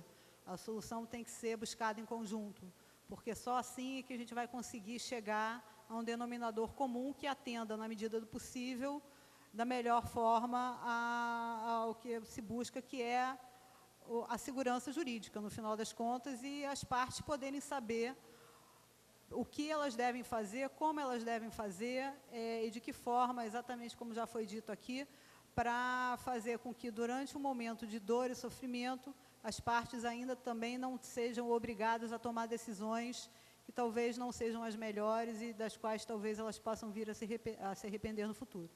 Então, agradeço mais uma vez, obrigada pelas perguntas, foram ótimas, bastante instigantes. Obrigada. Então, gostaria também de agradecer a todos, em especial gostaria de agradecer aos painelistas, porque nós nem todos nos conhecíamos, fomos montando o painel, formando um conjunto de pessoas e começamos uma discussão que no final sai muito mais enriquecida do que quando a gente começou. Quando eu olho para trás, quando eu comecei a pesquisar isso em 2011, e creio que hoje nós somos o maior grupo de pesquisa do Projeto Davi no Brasil, desse tema, a gente vê o quanto o tema foi avançando, o quanto o leque foi se abrindo na temática e o quanto ainda nós temos por avançar, né? É um tema extremamente sensível, a gente tem feito pesquisas mais de como pensa a geração Z, de como pensa a geração da terceira idade e assim por diante, em diferentes contextos, né? Então, nenhuma solução é muito fácil, mas a gente precisa justamente discutir as soluções, como os colegas aqui falaram, e pesar aí os prós e os contras, né? Já que a gente está trabalhando com um tema muito sensível, né? Num painel que a Jonice nos convidou uma vez para falar no Brasnan sobre isso, o tema era dados sensíveis, e esse é um tema no qual a gente gera muitos dados sensíveis. Eu sou muito grato porque esse é um tema que é difícil tratar, às vezes as pessoas deixam até de ir numa palestra porque acham, vamos falar de morte, né? Já é um tabu que se estabelece, mas sempre que as pessoas vêm, ouvem e percebem a discussão, elas saem mais fortalecidas do poder da necessidade de nós discutirmos isso. E agradeço a todo mundo que tem colaborado, especialmente meus alunos de graduação, de mestrado, doutorado, todo mundo que está junto, aos professores aí que discutem esse tema com a gente. Sábado de manhã a gente vai estar lá no Congresso de Sistemas Colaborativos, do Simpósio Brasileiro de Sistemas Colaborativos, com uma palestra especificamente sobre esse tema, porque é um tema que está cada vez mais sendo debatido. Para finalizar, além de agradecer a vocês, especialmente por estarem aqui, e a CGI, eu queria convidar todos para estarem, agora sumiu, né? Na hora que eu ia mostrar, convidar todos para estarem conosco no CSBC 2020, que é o congresso que vai ser lá em Cuiabá em julho do ano que vem, e que o tema vai discutir algo que tem muito a ver com essa temática, artificialmente humano ou humanamente artificial, os desafios da sociedade 5.0. Ok? Muito obrigado a todos e passo ao professor Viterbo. Bom, só para finalizar então, nós agradecemos muito a organização, né, a organização do evento, ou seja, a IBR, a oportunidade fantástica que eles deram para a gente, né, fora toda essa organização excelente. Agradeço a todos os integrantes da mesa, os painelistas, né. Um agradecimento especial então a todos que estão presentes aqui, alguns já se anteciparam, já foram, né, então os que estão presentes aqui, né, no mundo real, um agradecimento ao pessoal que está presente virtualmente, que está assistindo a gente na internet, né, e, bom, muitos links foram colocados aí, e toda essa discussão vai estar disponível para vocês verem, reverem e pensarem no assunto, mas visitem também os links, né, se aprofundem no assunto, procurem os artigos que foram publicados, né, entrem em contato com o pessoal da mesa para se aprofundar, que não dá para discutir tudo, né, foi bastante tempo, mas não é tempo suficiente, tá certo? Muito obrigado a todos vocês.